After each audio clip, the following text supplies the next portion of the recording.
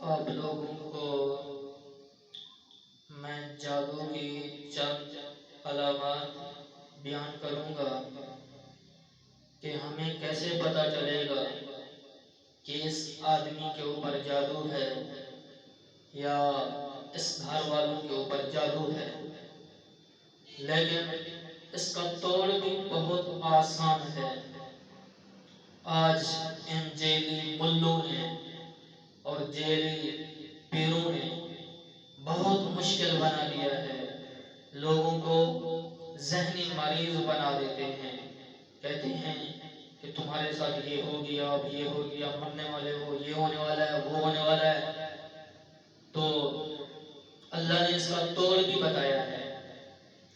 جادو کی علامات یہ ہیں کہ دماغ کا حاضر ناظر نہ رہنا، ادھر ادھر کے خیالات، اور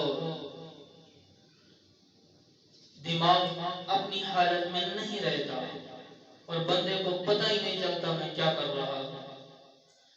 اور اس کی علامت یہ ہے کہ گھر والوں کی آپس میں ناچاکی، بیوی خاوند کے ساتھ اس کا برا رویہ، خاوند کا بیوی کے ساتھ برا رویہ، اور بہن کی بھائی کے ساتھ لڑائی، بھائی کی بہن کے ساتھ لڑائی،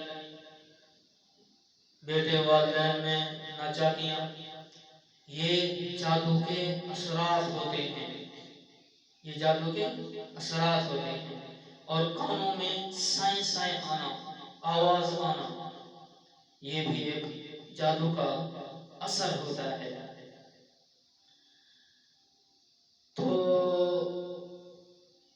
شیطان لوگ غلط علم کے ساتھ یہ شیطان گیریاں کرتے ہیں.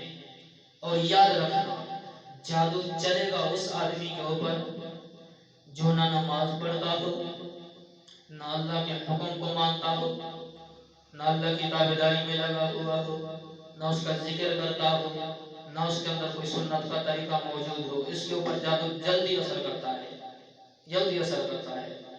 جادو کا توڑ آسان ہے. قرآن کریم کی تلاوت کرو، نماز پڑھو، آیت الکرسی پڑھ کے اپنے اوپر دم کرو، دم کر دو اپنے اوپر، اور آخری 3 سورتیں 3 دفعہ پڑھ کے اپنے اوپر دم کر دو.